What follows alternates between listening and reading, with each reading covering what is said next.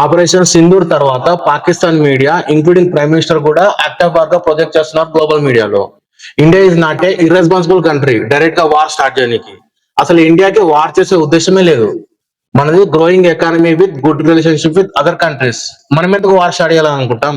Act of war అనేది దేన్ని అంటారంటే, ఒక కంట్రీ యొక్క ఆర్మీ ఫోర్స్ ని కానీ వేరొక కంట్రీ యొక్క ఆర్మీ ఫోర్స్ ని కానీ అక్కడ ఉన్న మిలిటరీ ఫోర్స్ ని కానీ సివిలియన్స్ ని కానీ అటాక్ చేసినప్పుడు దాన్ని యాక్ట్ ఆఫ్ వార్ కింద అంటాం. కానీ ఇండియా అటాక్ చేసింది వాళ్ళ టెర్రరిస్ట్ క్యాంప్స్ పైన, వాళ్ళ ఇన్ఫ్రాస్ట్రక్చర్ ని ధ్వంసం చేసింది. ఇక్కడ పాకిస్తాన్ సివిలియన్స్ ని కానీ మిలిటరీ ఫోర్స్ కానీ ఎక్కడ అటాక్ చేసింది? It's not a war, it's a counter terrorism operation.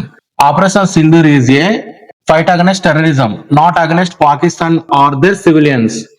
So మన ఇండియన్స్ ఫైట్ చేయాల్సింది ఏంటంటే టెర్రరిజం అనేది కంప్లీట్ గా తొలగించాలి. అప్పుడైతే మనం దాన్ని ఆపగలం. ఇప్పుడు ఆపరేషన్ సింధూర్ కూడా మనం చేసింది ఒక సైకలాజికల్ రిలీఫ్ కోసం మాత్రమే. వార్ అసలు మన ఉద్దేశమే కాదు. పాకిస్తాన్ గవర్నమెంట్ కూడా మేము టెర్రరిజం ద్వారా సఫర్ అయినామని చెప్తున్నారు, కొన్ని స్టేట్మెంట్ కూడా ఇచ్చారు. మరి ఆపరేషన్ సింధూర్ తో మీకేంటి నొప్పి? మీరు టెర్రరిజం ద్వారా సఫర్ అయితే మీరే ఎందుకు ఫండింగ్ ఇస్తున్నారు? The resistant front funding and weapons ఇచ్చి పహల్గమ్ అటాక్ చేయించింది మీరు కదా. మరి ఎందుకు అన్ని టెర్రరిస్ట్ గ్రూప్లకు పాకిస్తాన్ గవర్నమెంట్ అనేది ఫండ్స్ అనేది ఇస్తుంది? అంతకుముందు పుల్వామా అటాక్ చేసింది కూడా మీరే కదా.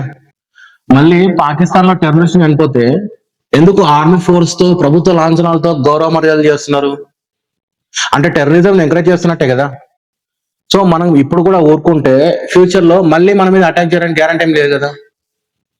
సో టెర్రరిజం అనేది పూర్తిగా వేళ్లతో సహా అంతం కావాలంటే ఈ ఆపరేషన్ సింధూర్ అనేది కంటిన్యూ అవ్వాలి. Thank you.